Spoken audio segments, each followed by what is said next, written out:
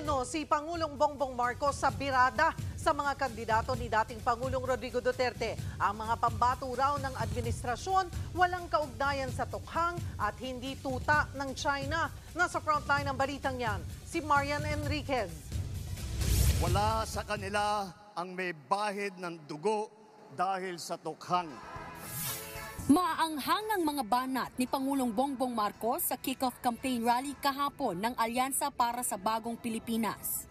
Sinabi ito ng Pangulo habang ibinibida niya ang 12 nilang pambato sa pagkasenador. May banat din siya sa nangyari noong pandemya.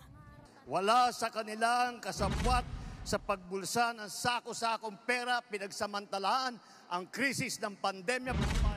Hirit pa ni PBBM. Wala sa kanila ang mga pumapalakpak sa China at natutuwa pa kapag tayo ay binobomba ng tubig. Tayo ba ay papayag na babalik sa panahon gusto ng kung kailan gusto ng ating mga liderato maging probinsya tayo ng China? Walang nagnanais na Pilipino na mabalik tayo sa ganyang klaseng pagpatakbo.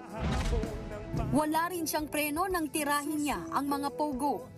Wala sa kanila ang tagataguyod ng pugad ng krimen, ng sentro ng paglalapastangan ng mga kababaihan na mga pogo. Nagparinig din si Pangulong Marcos sa isang kandidato.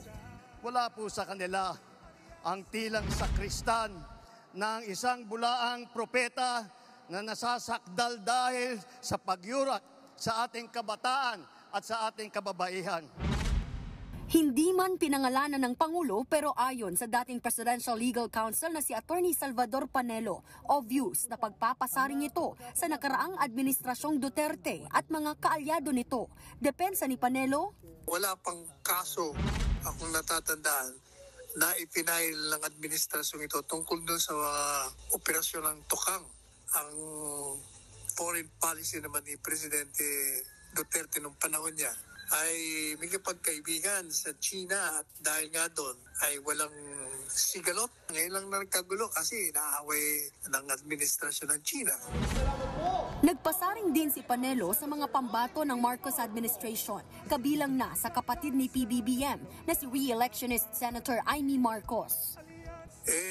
Yung mga iba dyan, puro mga balat kayo, lalong-lalo na yung kapatid niya. Independent ko, no? Pagkatapos nagpata siya ng kamay. O, di ba? Buwelta rin ang isa pang kilalang malapit kay Digong na si Davao del Norte 1st District Representative Pantaleon Alvarez. Walang